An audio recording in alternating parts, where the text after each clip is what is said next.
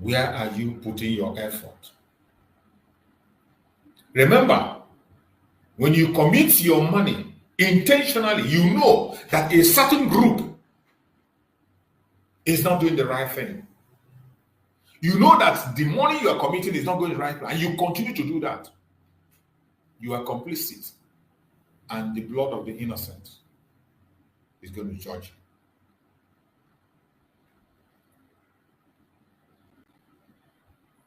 you. Today, we see people who said that it is wrong to tell somebody to be accountable. Today, they are the one demanding for accountability. And because of that, they have gone haywire. So many of them confessing and speaking things that are unspeakable. I do not know whether some of them go back to listen to what they say in their program.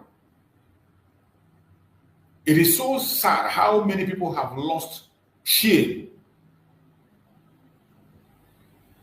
You see the kind of confession that is coming from their mouth. I do not know whether they go back to rewatch the program they just made. So all this while, it's been about money, money, money. Buying people, using the Biafran money to buy fame for themselves. Using Biafran money for personal interest. And still yet, all the breakaway you are seeing today, or prostration you are seeing today, is still about the same money. Some people feel that the Biafran agitation is a business. Some people feel that the pursuit of Biafra is now a private business, that you have to be in power by fire, by force. It has now become Nigerian politics, where you spend the billions to become a governor. And after spending billions to be a governor, go and see what they are governing. You spend billions to be a senator. And after being a senator, you see them in the Senate House, they'll be sleeping. When the vote is being casted in the Senate, they will be absent. You spend billions to become a president, and then you hand over the country to the terrorists. And you allow the slave masters to dictate to you what to do and not to do. You allow your colonial masters to come. You go to the extent of even returning the colonial masters and tell them to come back. Is that the kind of country we still want to build? God forbid. God forbid. When you see the attitude of people who claim to be fighting for Biafra, you see they are doing exact thing that Nigeria is doing. The exact thing. The exact thing the zoo is doing. The way they play the dirty politics of the zoo. That is what I am seeing today in Biafran pursuit. In this cause of Biafra, the dirty politics of the zoo, I still see it very clear. It is playing out. And it is painful to see such. Why we are here claiming that we are going to build a better country. We are going to build a country where people can be able to get anything they want. All they need is a qualification. We said there will be no favoritism. We say that all men will be equal. But yet, look at the journey to get that Biafra, how dirty they are playing themselves right, left, and center. It is sad. Very, very sad. But we must continue. Because I know there are still millions of Biafrans that are very genuine from the bottom of their heart. Those Biafrans that are making contribution on a daily basis, these are people from the bottom of their heart. The little money they have. In this hardship, they come every Saturday and donate that money. And yet, you claim to be in the leadership, you claim to be ruling, you claim to be director, you claim to be this. You are there playing with the effort of the poor masses. God will never forgive you. Chukwu Okikabiyama will never forgive you. It doesn't matter who you are. No amount of prayer will save you. And I bet you are going to pay a heavy price. The blood sacrifice that I have made in this Biafra issue will continue to chase you wherever you are, no matter who you are, no matter the position you occupy.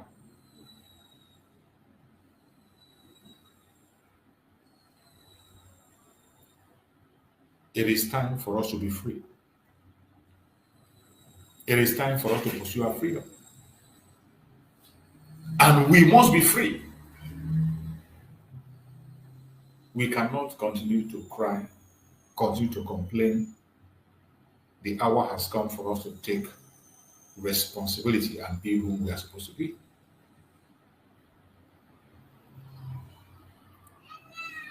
My fellow Biafrans, the only thing we have to do is to pursue our freedom. It is not cheap. Do not be deceived. Do not be confused. Freedom is not cheap. It is not cheap. If anybody is telling you it's cheap, it is not cheap. It can take your life. The cost of this freedom can take my life. It can take your life. So you must prepare your mind. You must get prepared because the warfare is intensifying. We are entering into another stage of war. And in our own case, it is fought on different angles, inside and outside. We are fighting the colonial masters. We are fighting the Zoological Republic. We are fighting the Caliphate. We are fighting insiders among us who are only paid to be there and distract us.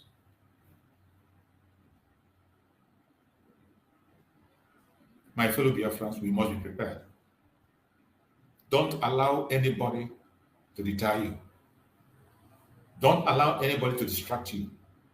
Always follow your conscience. And I remind you again, know why you are where you are. Whoever you say you are supporting, I don't care. But try as much as possible to make sure it is your decision, not the decision of your friend, not the decision of your brother, your sister, your mother, or your father, your benefactor. No. Whoever you choose to support, wherever you choose to be, whatever you choose to do, if you want to be one Nigerianist, please make sure it is your own decision. Sit back and think.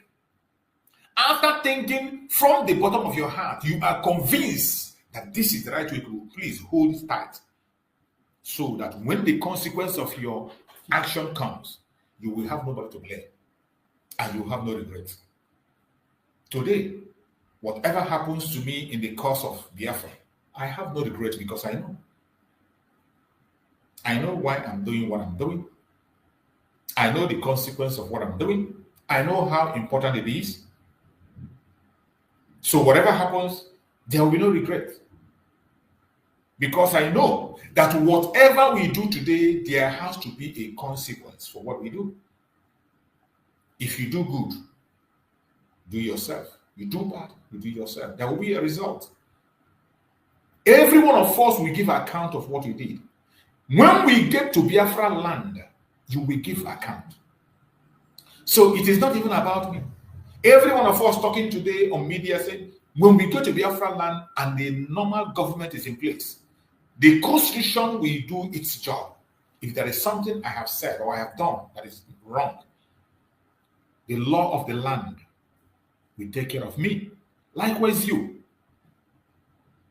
So whatever you are doing, think and think again. Because there will be consequence for everything you do.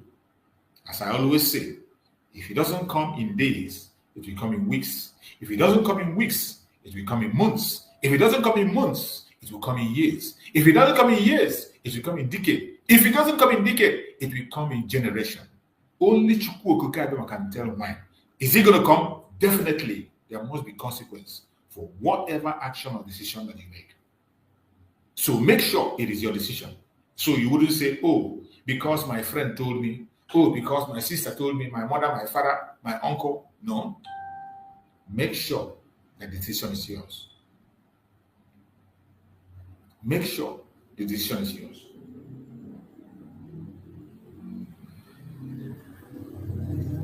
Before I round up this program, I would like to play this message of our Prime Minister, Mazi Simon Ekpa.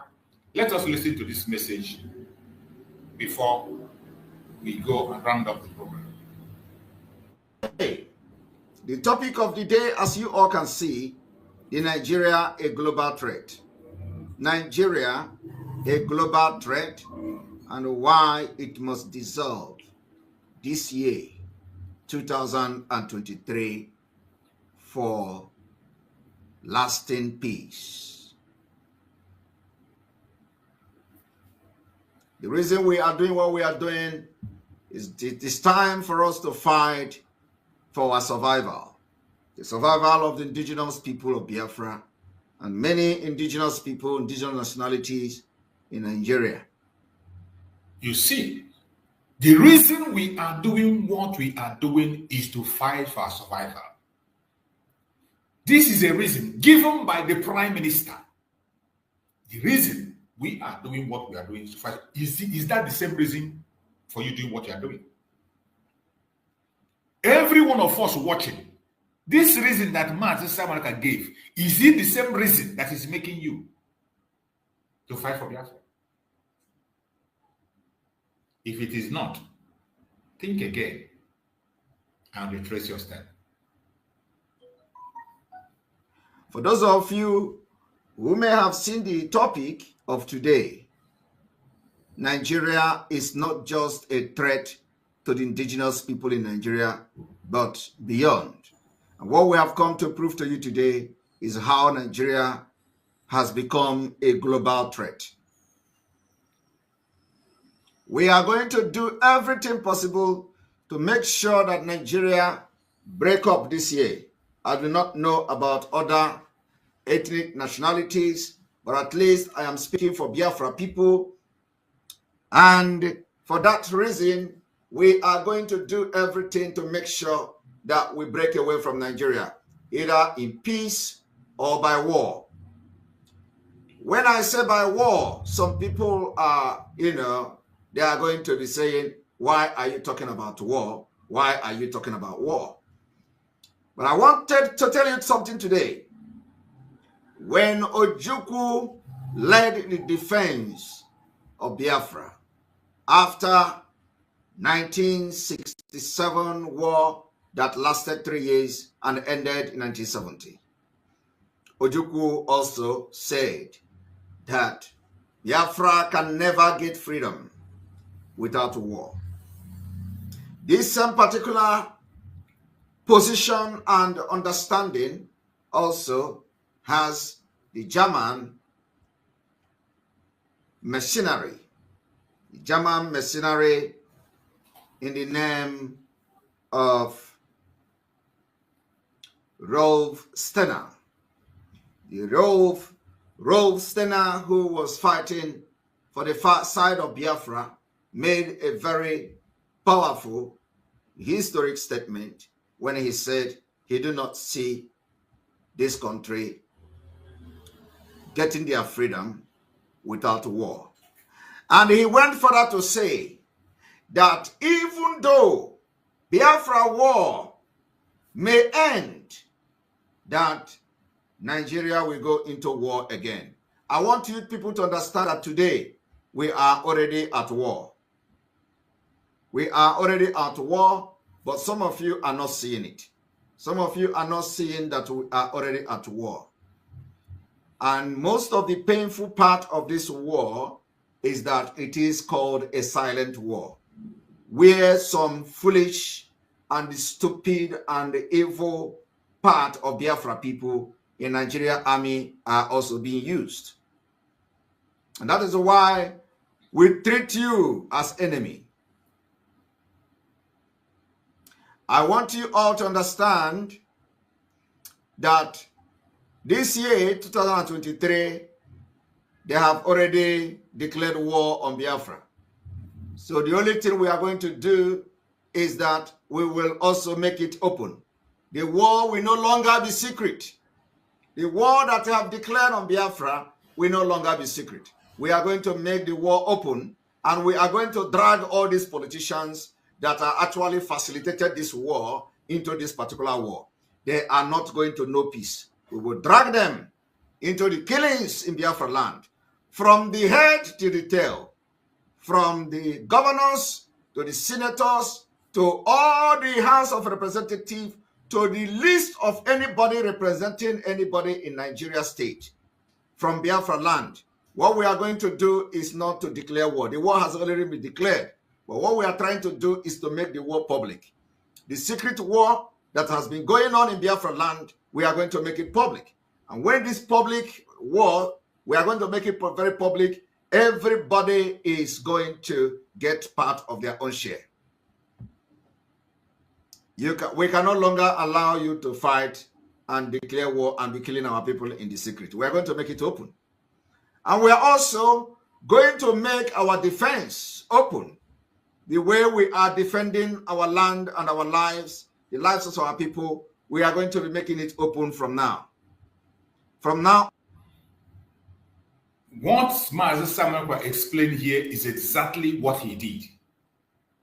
Exactly what he did that they are talking about today. The secret war that Nigerian government have been fighting, he exposed it and made it open. And also brought out the defense of the Biafrans to the limelight. We didn't declare the war. We didn't call for war. Nigerian government, through their chief of army staff, declared war. They didn't just declare the secret. They came to their national TV and they spoke about it and they went ahead to fight it. Nobody is reporting it. Nobody is talking about it. And Mazi Samuel took it upon himself to bring it to limelight. That was exactly what he did. We are going to be watching how we defend Biafra land and how we defend ourselves against terrorist state. A terrorist state in the name of this government of Nigeria that sponsors terrorism through the military and police and their secret service. So, even though they hide under the government power to kill our people, our defense will also be we are going to be making them public. It is no longer something that you are going to be seeing in the secret. So it is open. For those who don't understand that we are at war, this war has been going on for as long as I know, since 2021. The war has been going on secretly. We fought the war all through 2021 to 2022. It has been going on secretly, and there have been secret assassination of Biafra people. There have been secret extermination of Biafra people. They have been killing and massacre, genocide against us. The war go through 2022, and now we are in 2023. And let me tell you, they are receiving it from us. We are dealing with them. We are dealing with them in Imo State. We are dealing with them in Anambra State. We are dealing with them in any place they have found joy in killing our people. And we will continue to deal with them. They will not tell you that story. They are not telling you the story, right? All they do is to go and burn innocent houses, innocent people's house and homes and villages and market. If they want to burn people, they should go and confront the revolutionary army of Biafra. We are ready to face them. They shouldn't be burning villages. The villages have not done anything to them. If they want to face us, they know where our armies are. They should go there and engage them. If they want to start fighting, they should go where our armies are and engage them. Burning the villages cannot stop what we are doing. Burning the villages and burning the market, I only call it economic jihad, cannot stop what we are doing, and they cannot stop Biafra from going out of Nigeria and exiting this year. So, but I did not come here to do something else. What I have come here this evening is to educate you on the threat that Nigeria poses to the global, globally, that Nigeria is a global threat. And the earlier it disintegrates this year, the better for the West, the better for America, the better for Asia, the better for any country that has developed. So I'm going to bring analysis on this particular position. And before I do that, I would like to bring the video of the son of Philip Effiong, who made a very historic quote after the war, that if Nigeria do not treat Biafra people very good and respect them, their children will rise up against them. And here we are. I am one of those children of Biafra that have rise up against Nigeria today. And I am not here to fight this freedom for long. This year will be the year we will do everything to drag Nigeria down. So I want all of you to listen as this man, who is the son of Philip Effiong, analyze the situation of Biafra. This is in-depth analysis. And it was bound to happen that people would rise up. My father said it. He said, if you don't treat these Biafrans well, their children will rise up. So he said, his father said it, that if you don't treat these Biafra children very well, their children will rise up. And we have risen up now. Let me play it again. This is in-depth analysis. And it was bound to happen that people would rise up. My father said it. He said, if you don't treat these Biafrans well, their children will rise up. So anybody that is acting as if they are surprised. Are you hearing it? I am bringing this up for those who will be writing to the ICC, for those who will be writing to the United Nations. We are writing too. You are not the only one writing them. You are writing the United Nations. We are writing United Nations too. You are writing to the ICC about Simon Ekpa. We are writing to the ICC too. So any place you write, we will write too. So you are not the only one who know how to write. So I want you all to listen to the history that God is using us to fulfill today. And those people that are writing those nonsense, just make sure that you don't enter Biafra the first 5 years of Biafra declaration. Make sure you stay in exile until our anger against you will come down. After 5 years, it may even be more. Don't just dream of coming to Biafra, because the fight we are fighting today has taken the life of many. So if all you do is to sit in one small place in Germany or other places to be writing rubbish, countering Biafra freedom, make sure, because we have all your informations, we have your name, we have your everything, and just make sure you don't enter Biafra the first 5 years to 10 years of Biafra declaration. Don't enter. I am telling you the fact. We may not do like the Mossad. We may not do like Israel, like what they did in the past, hunting those who were sabotaging and who have become terrorists, killing Israelis all over the world. They hunted them in Europe. They hunted them anywhere they are. We are not going to do that. We're not going to do that. But what we are telling you is that as you have made yourself the two against the freedom of Biafra people, just remain where you are. After 5 years, when we have declared Biafra, do not come. I'm just giving you a tip that don't come. Don't come. Remain where you are, because we know you all of you from A to Z. But this is not the time to address that. So I want everybody to listen to this. This is in-depth analysis. And it was bound to happen that people would rise up. My father said it. He said, if you don't treat these Biafrans well, their children will rise up. So anybody that is acting as if they are surprised, they're either ignorant or they don't want to face reality. So when the people rise up and begin to agitate, like IPOB and other groups, what you need to do is give them a space. What a true leader does is create space for dialogue. Now, one of the things I praise IPOB and other pro-Biafran groups for, because I know there have been others, is that they have finally brought this story to light. They played a key role, so they must be commended for doing that. Otherwise, the Biafra story, which his father said that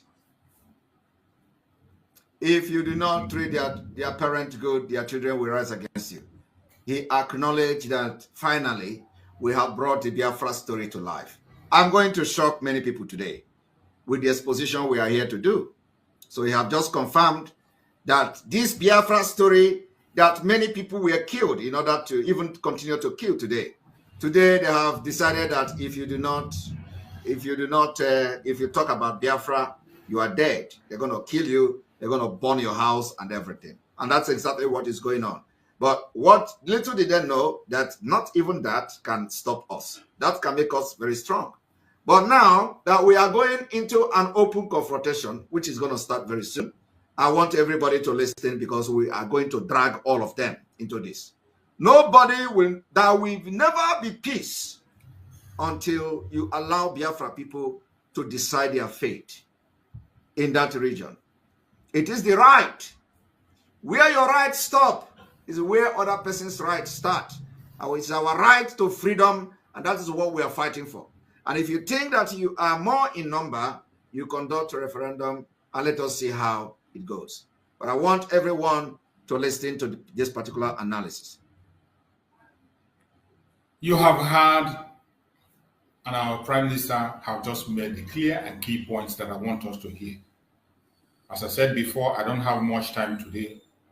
Maybe in our next program, we will play it full so that we can be able to get it. But the information I want to pass is that the Prime Minister, Master Simon Ekpa, led a plan and foundation, and he knows what he wants. Just like the topic says, the price of freedom is heavy, sometimes unto death. He laid down why we are doing what we are doing, to free ourselves, to set ourselves free. He didn't start today. It's a promise we made to them. Our fathers made them that promise, and we're keeping to the promise. We have not been treated right. We have not been given a voice. And we will try everything humanly possible to see that we will take back our freedom.